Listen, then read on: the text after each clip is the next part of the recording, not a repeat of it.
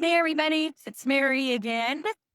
I was going to talk to you today about being inspired and how I get inspired and how it might help you. And I have a lot of people ask me where we get ideas for our stories, and so I've really been thinking about it. And I am actually down in Oklahoma with my husband. I tagged along on a business trip because, quite frankly, I needed to get out, as I'm sure some of you do. And I got to eat in a restaurant last night in Kansas. So, when, just saying. Anyway, I brought Rusty along because I just think he's so cute and he inspires me. And then he's cute for you to look at. So he's just going to ride along here on my lap. I'm actually running to get coffee for my husband and for some of the guys that he works with.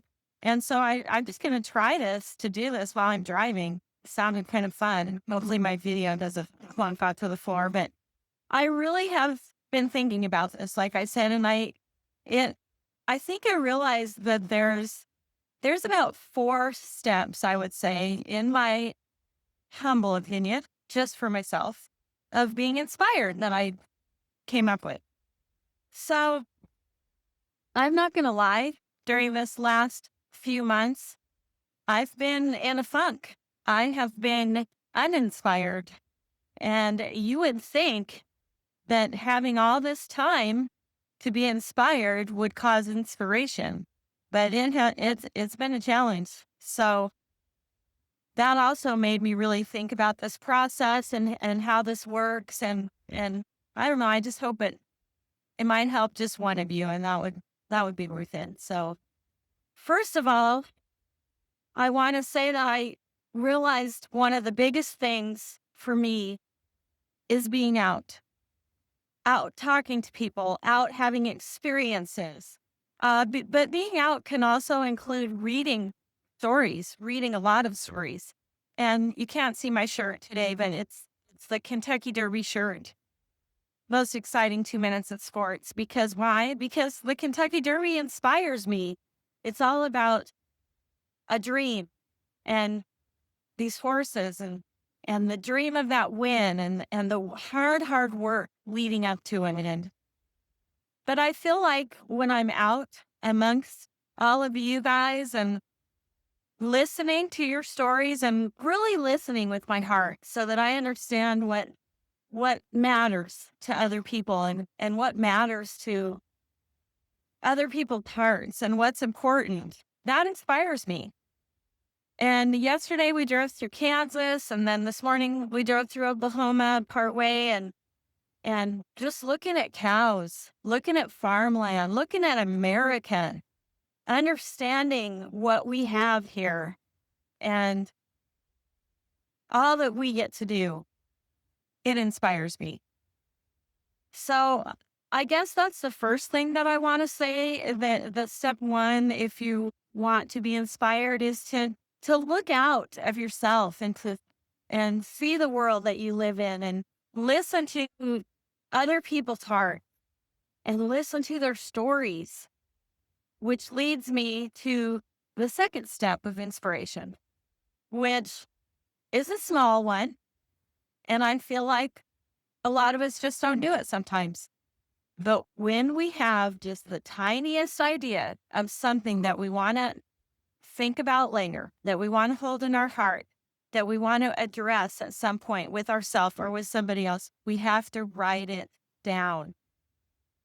And that is exactly what I did several months ago. I do it a lot, but I'm just thinking of this one particular inspiration because it's current. I'll tell you why in a minute. But I got an idea for another book, of course, and it was just the topic. That's all it was. And it actually came from talking to my dad and listening to his old West cowboy stories, of which he has so many. He'll never have too many, but he has a lot. And I just wrote it down because I followed my own rules. I wrote it down. And since then, I've been kind of going back to it in my head, and it's just nothing's coming. Like, I can't figure out how this is going to come together. I can't figure out how this is going to transform into an actual amazing story. But guess what happened? Yesterday, out of the clear blue sky, the whole thing came to me. And that's what happens. Like when it comes, it is a snap. And I wrote down the entire outline. I wrote down how the whole thing's going to come together, the idea, the concept, not the exact words, but the outline. And I'm telling you, I am so excited about it. And I see that I have a weird glare down the front of my screen. Anyway, oh well. I just can't tell you how excited I am. And I have to truly believe that if I hadn't written that down, if I hadn't just written down the title for that book and the idea, it wasn't going to come to me because wouldn't have been thinking about it. And apparently my brain's been working on it because it all came together. So how awesome is that? And then I feel like step number 3 is being patient and being kind with yourself and being kind with others and just waiting and just letting things come to you and letting things happen and trusting that the right things will cross your paths to lead you to the next step in that inspiration. And sometimes I get really impatient and frustrated and think I have no idea what I'm doing and this is silly ideas and I need to let it go. And then all of a sudden, here comes the rest of the concept. So I would say that's number 3. Be nice to yourself. Be patient. Wait on God to show up, and He will. And then 4th step is sharing. Because when you share inspiration, when you share excitement and encouragement, more comes to you. It's the same concept of the more you give, the more you will receive. When you are inspired about something and you share it, it's just amazing how other people encourage you and how you get filled up and how you learn and how to blossom that inspiration to even a larger place. And I just want every one of you to know that you each have your own story. You each have your own thing to offer this world. You each have your own gifts.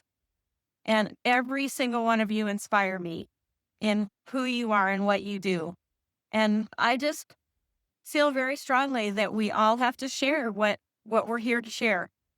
And so I just want to encourage you today because I'm so encouraged today. All this came to me and yay, that's all I have to say. But I just can't wait to see all of you face to face. That fills me up like nothing else. And to share my new book idea with you. And God, we have several that are in the works and I'm editing and continuing all that fabulous stuff. So thanks for listening. I hope it just helped one person. I believe in all of you. And I will see you back in Wyoming or wherever you are. Talk to you soon.